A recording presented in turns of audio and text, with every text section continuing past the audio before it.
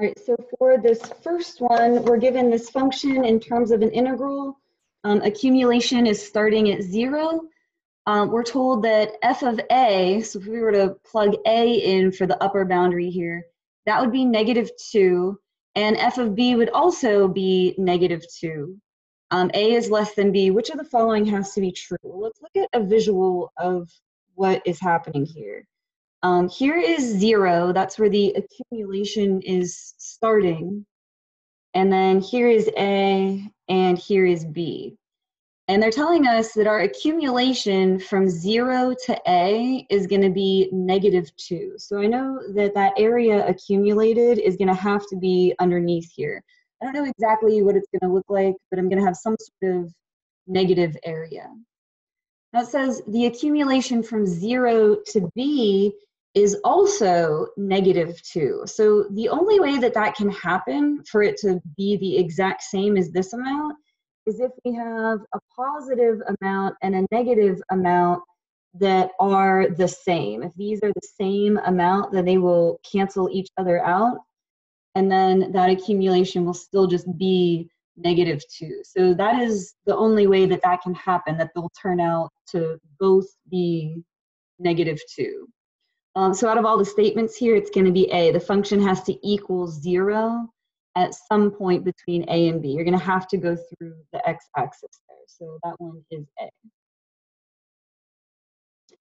Number 2, oil is leaking from a tanker at this rate in gallons per hour. So that is a derivative. That is a rate. Time is measured in hours. How much oil leaks out from time 0 to 10? So we want to accumulate the oil that has leaked out from 0 to 10. So we're going to do 0 to 10 of this function. And so I am going to type that in my calculator. So that will be math 9. Space here. There we go. So math 9, 0 to 10, 2000 e to the -0.2x dx. And I'm getting 8,646 and some change. So that is going to be D.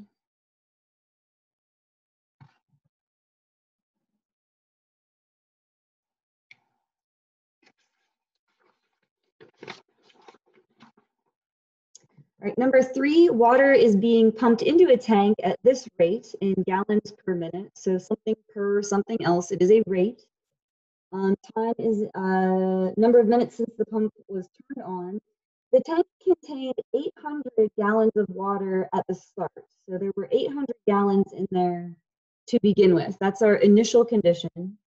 How much water is there after 20 minutes? So we're going to take the 800 that we started with and add how much water we accumulated in those 20 minutes. So 0 to 20 of this R of t function. You know, I'm just going to write R of t, so I don't copy that over wrong. But it's your initial condition plus displacement. And so I am going to type that in. So 800 plus math 9, 0 to 20, and then that rate function is 30. And then in parentheses, 1 minus e to the negative, oh gosh, what does that say? 0.16x, and then dx. So I'm getting 1,220 gallons, so that one is D.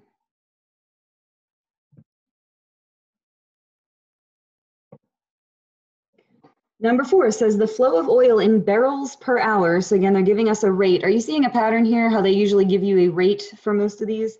They kind of have to, because you need that in order to answer these questions. Sort of pipeline on July 9th, given by this graph.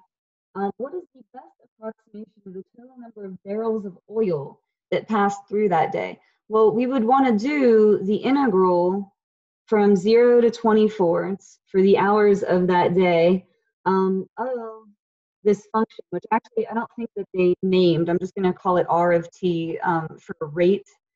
But we want the area under the curve from 0 to 24.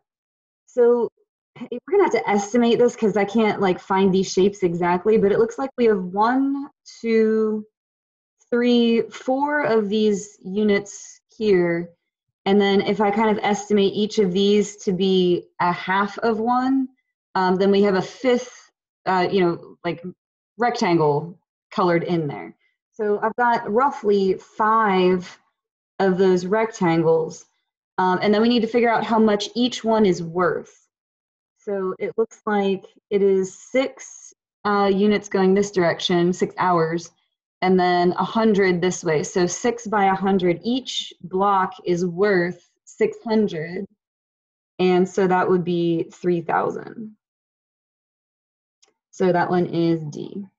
A lot of these are D here.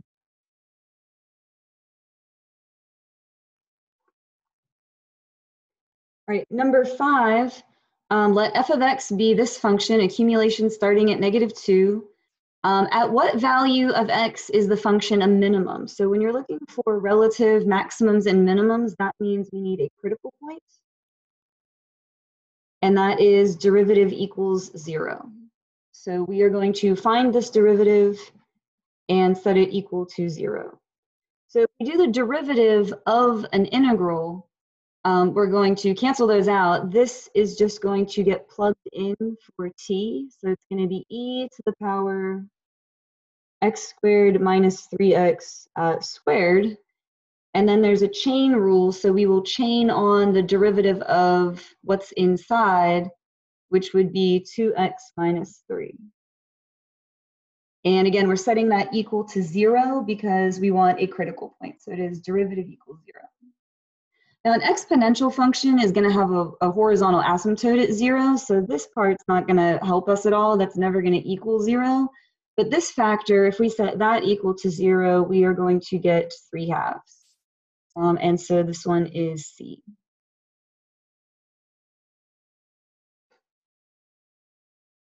All right, number 6, let g be a function with the first derivative given by the, okay, so our first derivative is given in terms of an integral. Which of the following must be true? And then they start talking about increasing and decreasing and concavity. So if we were to graph this, starting at 0, because our accumulation is going to start at 0, e to the 0 is 1, and then plugging in more values, I don't think they would allow you a calculator really for this, but we have this negative exponent, so this swoop is going to be going downwards. I don't know exactly what it's going to look like, but I know it's going to start at 1, and I know it's going to go downwards. But the point is, this derivative is above sea level. This part of the graph is above the x-axis. So the first derivative is positive. And so what does that mean the function has to be doing? If our first derivative is positive, what does that mean? It's increasing.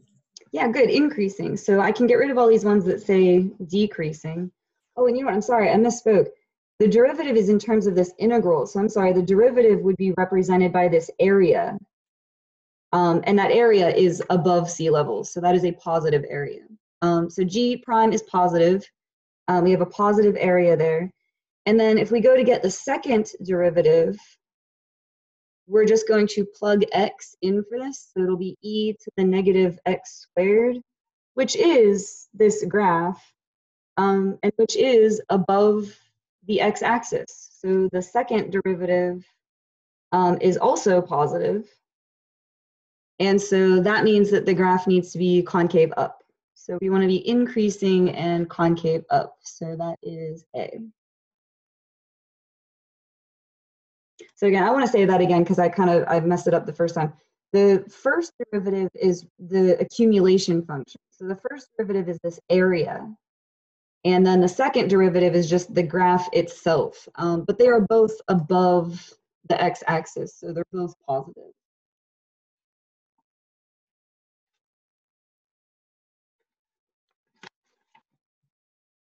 All right, so 7, at time 0, a particle starts at rest.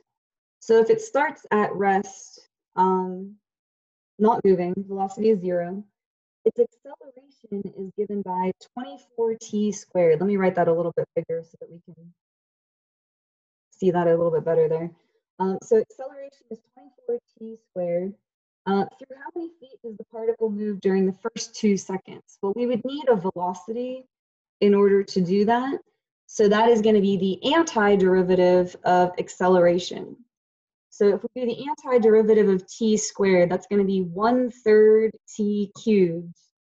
And then 1/3 times 24 would be 8t cubed. And then you would normally have, plus whatever your initial velocity was, but it said that it was initially at rest, so that would be 0. So this is like plus nothing.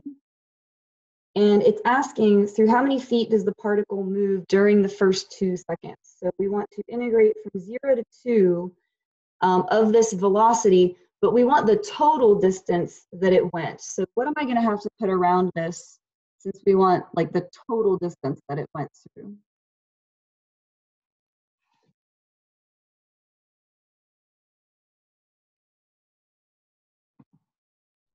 Absolute value. Yeah, perfect. So we're going to need an absolute value of 8t cubed. Can you guys go ahead and try and type that in your calculator? I'm obviously going to show you, but I just want to, I want you guys to practice it. Can you guys grab your calculator and give that a try?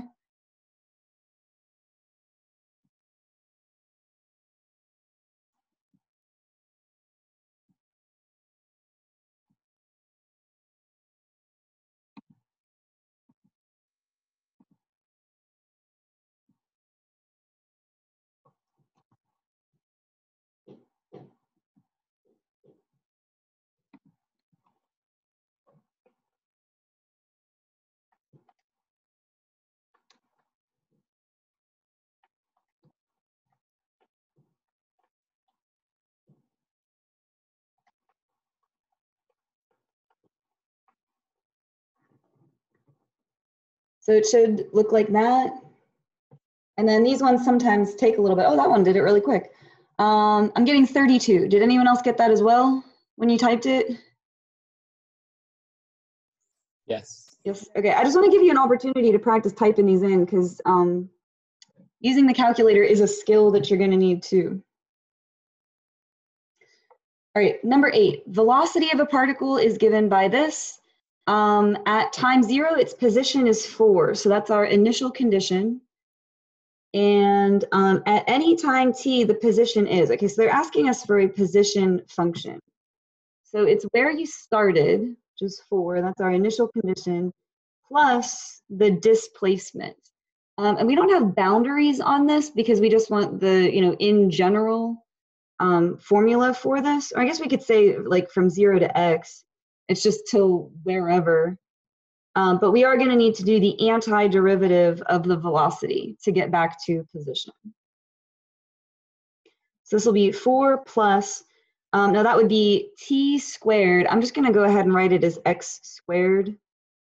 And then this would be minus 4t. I'm going to go ahead and write it as 4x. So minus 4x. So that one would be, they probably wrote it in the other order, x squared minus 4x plus 4. So that would be, oh, they wrote it with t's as well. I guess I should have done that. It doesn't really make a difference. Answer is C.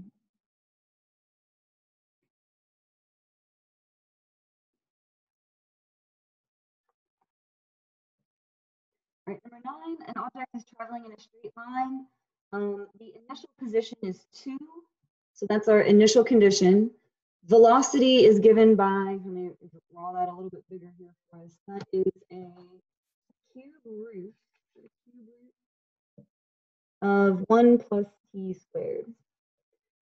So what is the position at time 3? Okay, so we're going to take where we started, which was 2, and add on the displacement. So we want to know, we're starting at time 0. We want to know where we are at time 3. So from 0 to 3. And just be careful because they don't always start it at 0. Sometimes they'll say like x of 5 is 2, and then your lower boundary would have to be 5. So just make sure you're careful because it's not always 0.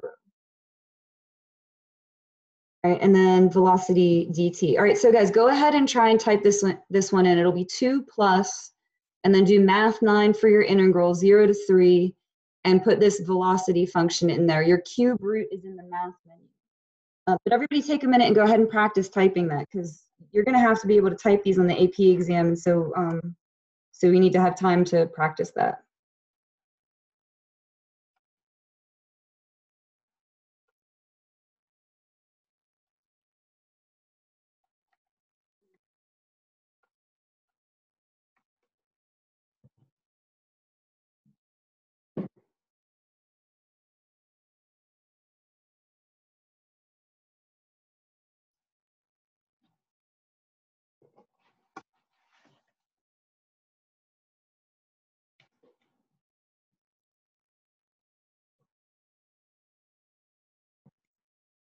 right? And so I'm getting 6.5515. So they like to round on the multiple choice. So 6.512. So that one is D.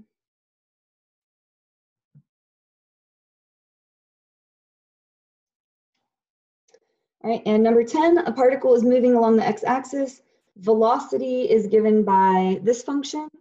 What is the total distance traveled from 0 to 3? So total distance means that we are going to need that absolute value around the velocity.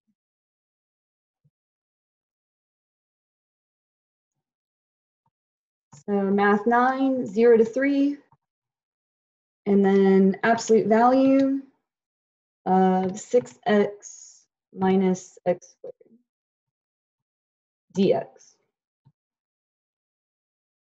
And that is giving me 18. So that one is also D. And they like picking choice D.